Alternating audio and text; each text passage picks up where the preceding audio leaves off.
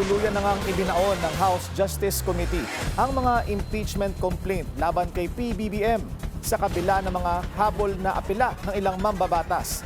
Nanindigan ang komite na kulang sa sustansya ang mga reklamo. Narito ang agenda report ni Mavic Trinidad. Aprobado na sa House Committee on Justice ang committee report at resolusyon na nagdedeklarang insufficient in substance ang dalawang impeachment complaint laban kay Pangulong Bongbong Marcos Jr.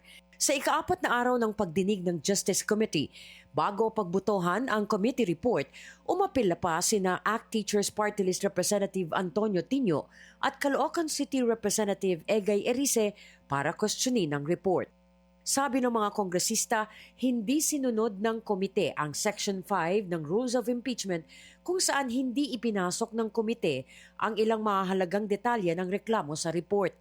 I would just like to note that this is an incomplete discussion because the narration or the recital of facts in the complaint not only mentions the BBM parametric formula, but together with it, the testimony of Bernardo about how this parametric formula is an integral part of the whole scheme or modus of corruption.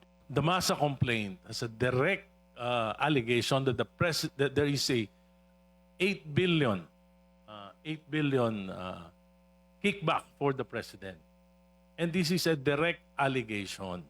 Ito po ay hindi binigyan ng pagkakataon. May objection to the report is on the issue of the Bernardo allegations that the president accepted or there were 8 billion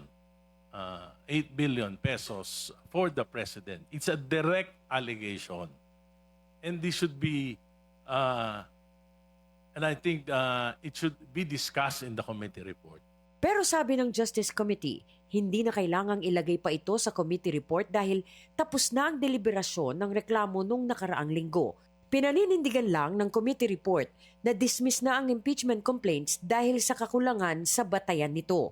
The committee report cannot detail every single thing tackled during the committee deliberations, and more importantly, we cannot anymore deliberate on the matters which we tackled last week, especially since we had already voted on the sufficiency of form and the insufficiency of substance of both complaints.